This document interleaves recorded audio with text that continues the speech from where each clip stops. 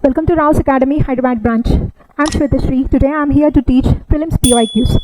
Firstly, today's topic is with regarding to emergency provisions.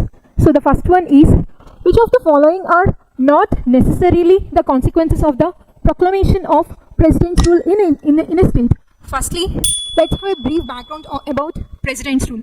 Whereas the term President's rule is also known as the state's emergency, which is also known as the constitutional emergency. Whereas this kind of President's rule is usually imposed in a particular state whenever that particular state is going against to a constitutional provisions or the constitutional machinery, then in that particular states this kind of President's rule will be imposed.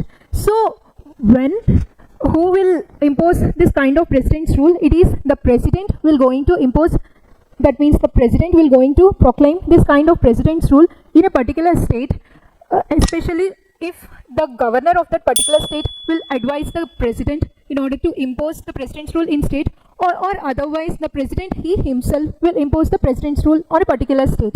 So what are the implications of this President's rule on the different organs of a particular state? So different organs of a particular state includes the legislature and again the executive. Here the term legislature includes the legislative assembly as well as that of the legislative council if a particular state consists of a legislative council, and again the executive. This executive consists of the council of ministers, which is headed by the chief minister. So the implication of this particular President's rule on the legislature of that particular state include that this particular legislature will be get either dissolved or will completely get under control of the parliament. Whereas if you see its implication on the executive, the President's rule implication on the executive, it will lead to the executive, that is the council of ministers, which is headed by the chief minister, will be dismissed. That means completely removed. So in this brief background, let's solve these statements, which includes the dissolution of the state legislative assembly. As I told you before,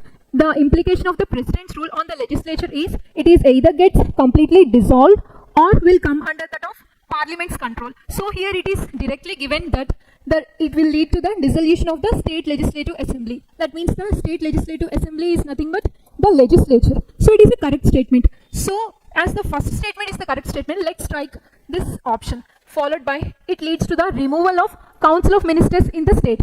As I told you before, the term council of ministers will refer to the executive, whereas the implication of this President's rule on executive is, that is the council of ministers, which is headed by the chief minister, they will be completely dismissed. The other term to this is they will be completely removed. So here it mentioned that the implication of this President rule is removal of this council of ministers in the state. So this is also a correct statement. So there is a possibility of option A and again option A. So let's strike this B option. So among these two options, let's find the correct statement. Here the dissolution of the local bodies. There is no such kind of particular mention that whether the local bodies, that is the Panchayati Raj institutions as well as that of the municipal bodies, will be get dissolved. There is no such kind of provision at all. So there is no such kind of thing. So these only 1 and 2 are the correct statements. So the option is A.